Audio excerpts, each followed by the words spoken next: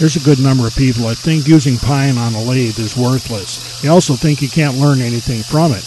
Well, I think they're wrong on both counts, and I'm going to show you why in this video. One point in pine's favor is its cost. With the glues we have today, we can make glue-ups for virtually any kind of project we want to try on the lathe. As with any glue-up, we want to get a good coat of glue on both surfaces and clamp them up tight. When I have a large glue surface like this, I'll let it sit overnight to make sure that it's cured all the way through. Pine is very soft, but that doesn't mean that you can use dull tools. Because of that softness, you have to have a sharp tool, otherwise it'll just distort and pull the fibers apart rather than slice through them. Mounting a pine blank in a lathe is done just like with any other kind of wood. Make sure you hit the center marks with the drive and live centers and then snug it up. Even though we're good and firm when we set the tailstock up the first time, we'll be back to check this before long.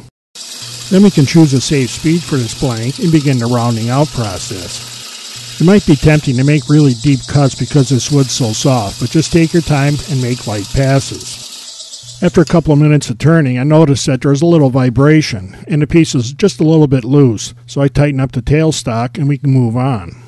For roughing the piece into a cylinder, I will use the edge of the chisel. It's a little quicker, and I'm not worried about the surface finish just yet, because we got quite a bit of material to remove. The problem with just using the edge rather than riding the bevel is the edge tears through the wood, and it leaves a very rough surface. I'm going to make another pass, but this time ride the bevel, and if you watch behind the chisel you can see the wood starting to turn shiny. The only difference is riding the bevel rather than using the edge. The surface isn't perfect, but this is just one pass riding the bevel. You'll still have to sand after one or two more passes, but it'll be a lot smoother. Riding the bevel is a necessary skill regardless of the wood that you're turning. I just like to learn it on pine rather than the high-dollar hardwoods. The section to the left was done with just the edge of the chisel. You can see how tore up it is. The smoother section to the right is after one pass riding the bevel.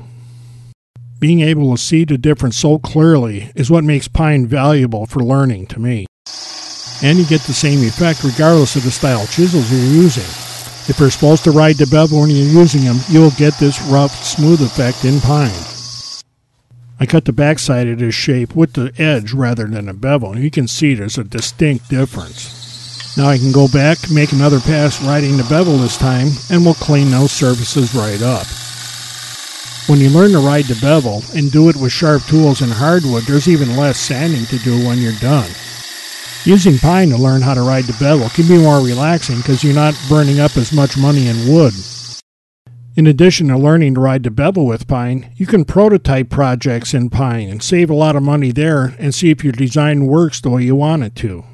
I think pine's a very good wood for learning how to turn, but you're going to have to decide for yourself.